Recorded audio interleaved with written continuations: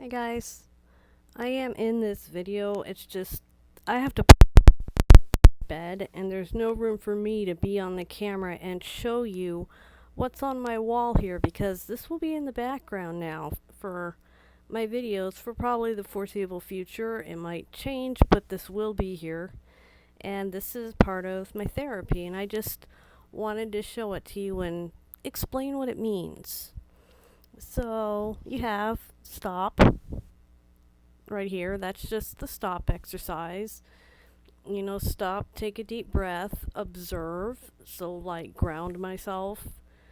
Five senses, look around. What do I see? What do I hear? What do I feel? What do I smell? What do I taste? That kind of thing. And then down here, we've got star, which that is an offshoot of stop. And all it means is stop, take a deep breath, and reframe. So it's stop with an extra step. And basically, what it means is that, let's say I knock over my nose spray or I spill my pills trying to set them out. And instead of going, oh my God, you're so worthless. All you ever do is drop your pills and make messes. You're such garbage, Cindy. Oh my God, stop, stop, stop. I do the stop exercise and then I take another deep breath and I do star. So I stop, take a breath, and reframe. And it's like, okay, I've spilled. Let's pick the pills up. It's not the end of the world. I'm okay. I'll just clean it up. I'll find my pills, and it's gonna be okay. I'm okay.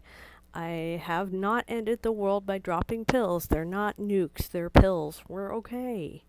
That's the reframe is we're okay. I'm okay. I'm cool. I'm going to be calm. I'm okay. I'm not a terrible person because I dropped pills on the floor. That's the reframing part. Okay? And now, baby steps. I am making progress.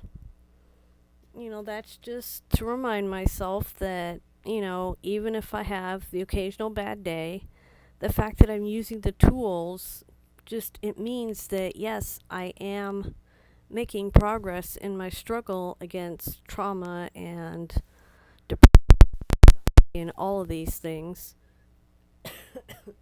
Excuse me. Now this word, that's the F word, and it's censored because, I don't want YouTube to be dinging me for having the F word in the background of a video. So, it's this train of thought. F this train of thought. You know what the word is, okay? But what that one is, that comes from Godzilla Minus One. And I do have a meme I made for it, but I don't want to put it on YouTube because it has the word spelled out on it. But it's from Godzilla Minus One when he has the train car in his mouth, and that is written across the train car. And I've put it on my Twitter account, so.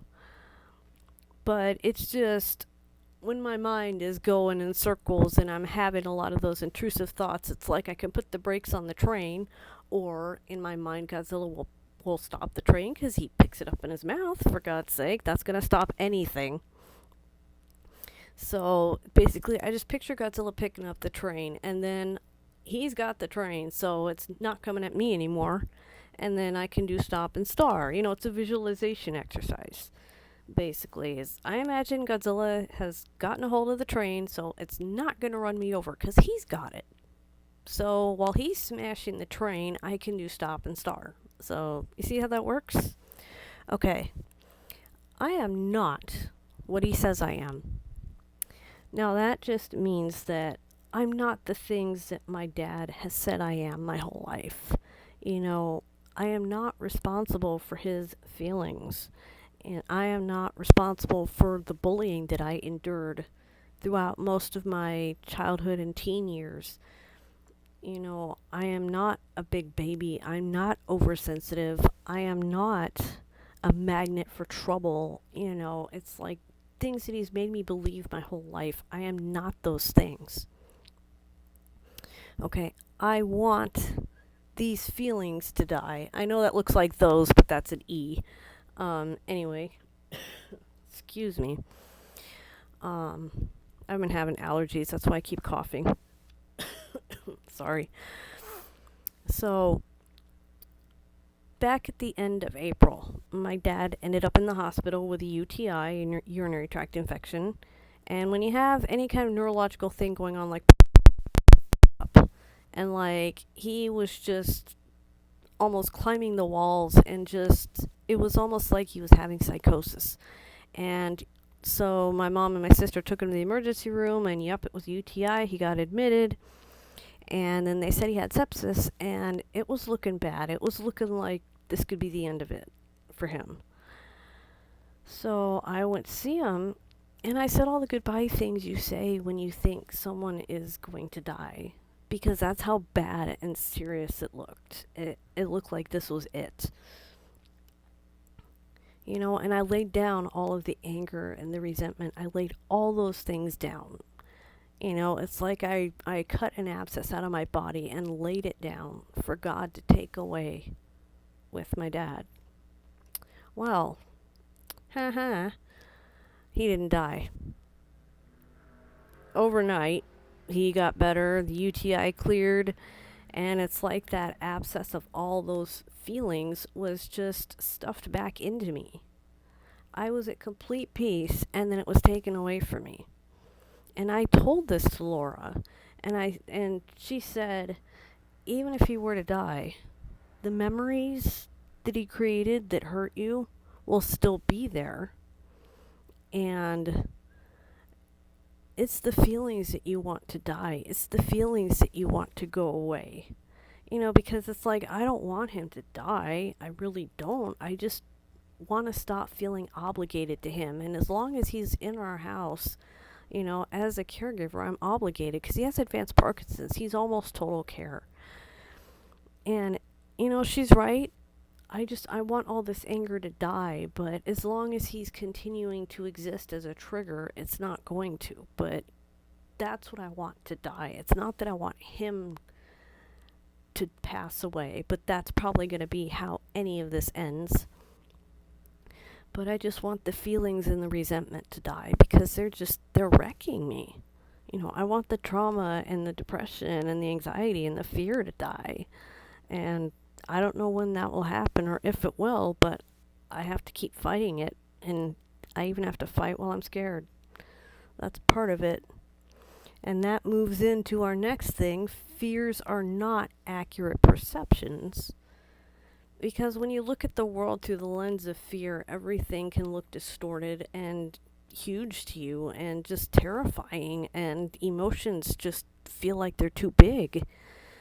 And, it's like Godzilla coming through your city. I mean, a Godzilla fan, we would think it's cool until we're in the middle of it and its feet are just, right in the middle of our street, and then you don't want them there. I mean, watch Godzilla -1. That puts you on the ground in the middle of a rampage, and you see how scary it is. But when my dad went to the hospital for the UTI, I went in the kitchen and I made scrambled eggs for the first time. Because it was going to be a long time before I would be able to eat dinner if I just waited, and I was hungry and I wanted to do something, and I wanted to see if I could scramble some eggs. So I looked up an easy tutorial and I scrambled eggs, but I was afraid of the sizzling on the stove. So I stood at arm's length. Instead of close to the stove, I was far away with my arms outstretched in front of me, just with my head kind of tilted back, like, I'm scared of this, because, I thought it would spit grease on me or something.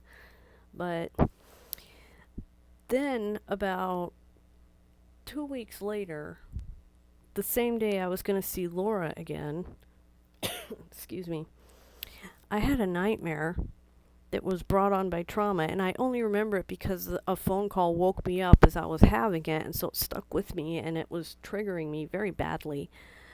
And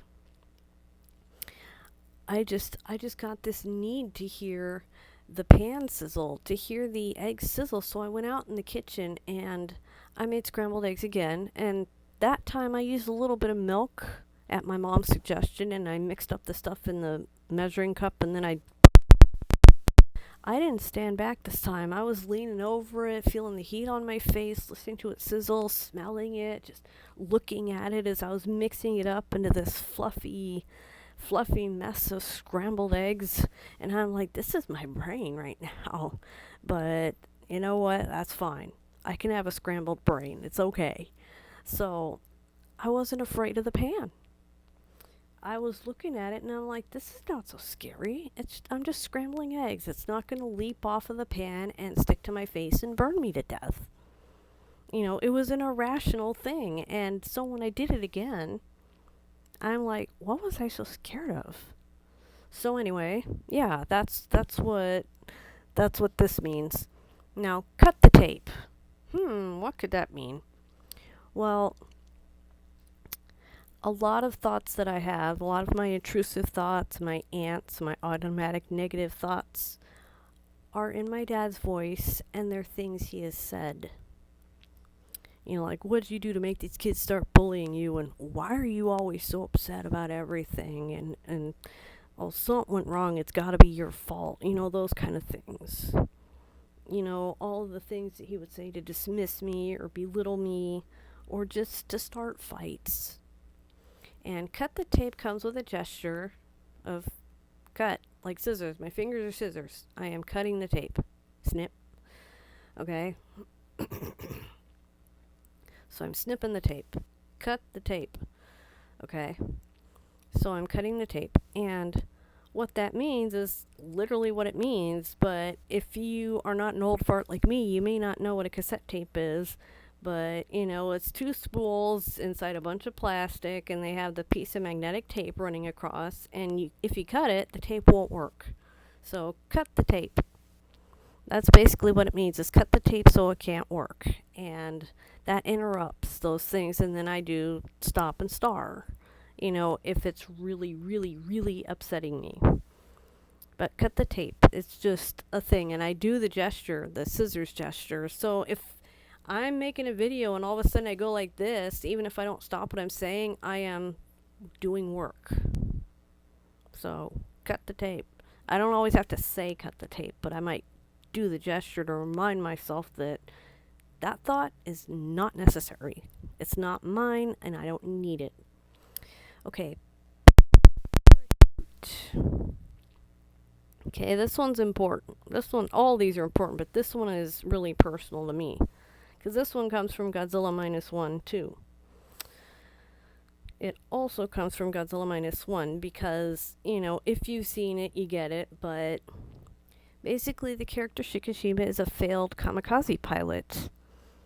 And at first he was shamed for living, but then the guy that fixed the airplanes, Tachibana, after they kind of met up again and got past their differences and all that, Shikishima is planning a suicide mission against Godzilla.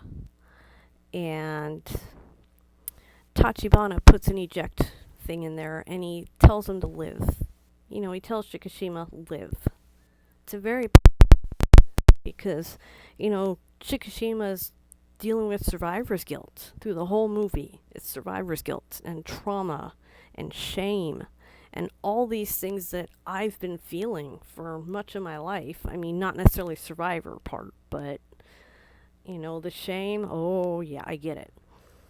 So when Shikishima goes in for, the finishing move, his plane flies into Godzilla's mouth, and you see what looks like debris fly off the top.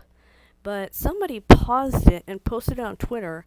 That is Shikishima ejecting out of the plane. You see his legs. You can tell it's a person. That's Shikishima. He was close enough to look Godzilla in the eye as he ejected out of the plane. So he flew into the mouth of the cause of his trauma. He faced it, and he pulled the parachute, and he bailed out instead of dying. And then, you see the plane explode. At first, you're not sure what happened. But then you see the parachutes open, and Shikishima just drifts safely to the ground. This is for when I'm having those suicidal thoughts, when I feel like I am Shikishima flying into Godzilla's mouth. I can escape. I can escape. I can do stop and star. I can escape. So I say to myself, pull the parachute. If I'm sitting here having thoughts of, oh my God, I really deserve to die. I should just go lay down on train tracks right now. I should just go jump off the roof of a building. Stop. Pull the parachute. Stop. Star. That's what I tell myself. Even if I have to say it out loud, I just do it. Pull the parachute. Okay, in my mind, I am ejecting out of the airplane, ejecting out of the thought, and I do my stop and my star, and that's how I drift to the ground safely. And that is my therapy board. So, this may stay like this. It may get bigger. I may streamline it. I don't know, but you'll be seeing this in the background of videos, and I just want you to know what it is and what it's for and what it means to me. And I encourage you, if you're in therapy, to make something like this for yourself. Because when I get up in the morning and I fix my bed, I see this. Whenever I leave my room and come back, I see this. When I'm turning my bed down at night to go to bed, it's one of the last things I see. So it's always there. And if I'm making a video, I can see the sheet of paper and the writing on it, and I know what's on it. So I see it there too. So, it's even better than having it across the room from me, because here, I could just turn my head and look, and it's there. It's over my shoulder. It's got my back. That's basically what it is. It's got my back.